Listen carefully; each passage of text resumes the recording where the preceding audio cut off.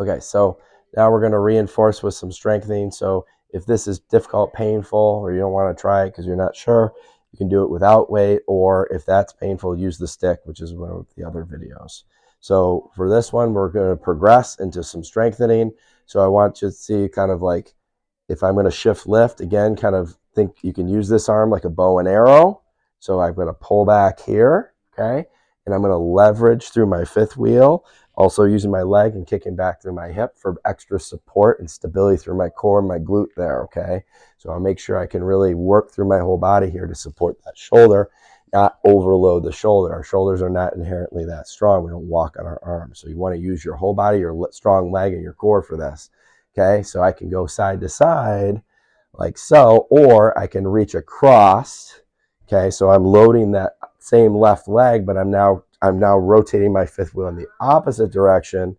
Again, I can use that free arm as a bow and arrow here, come across that way. I can also go more stepping forward if I put that leg out in front, or the same leg. So you can mix and match in a lot of different ways here. And don't be afraid to move your feet around, because dynamically that's what you really want to train your body to do, to always have a support system underneath your arm if you're using it.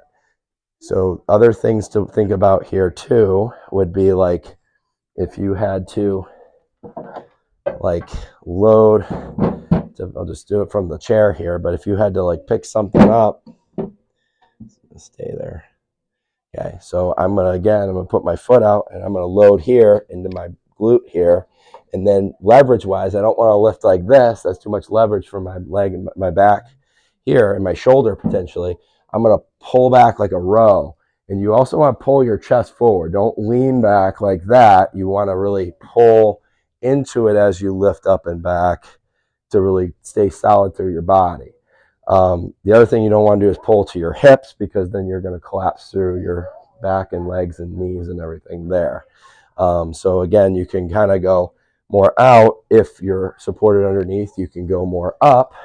You can go out to the side. You can do the same things with the opposite arm, rotating that way. And then there's another possibility, or reaching down, pulling back. And then another possibility is actually, if you don't do the bow and arrow thing, you can imagine you're holding a box here, right? So now we don't have that simulated leverage of doing this. So now you got to really focus on what you're doing with your core.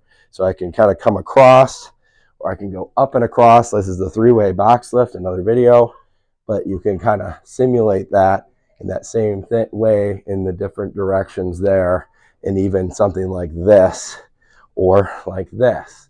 Lots of combinations there. And then the last thing that you want to keep in mind if you're doing the bow and arrow thing is, if you use a band, you can actually strengthen your arms as long as it's not painful on the shoulder. So make sure the band's not too heavy, but you can do kind of some resistance there, which is going to work your scapular muscles back there in a different way.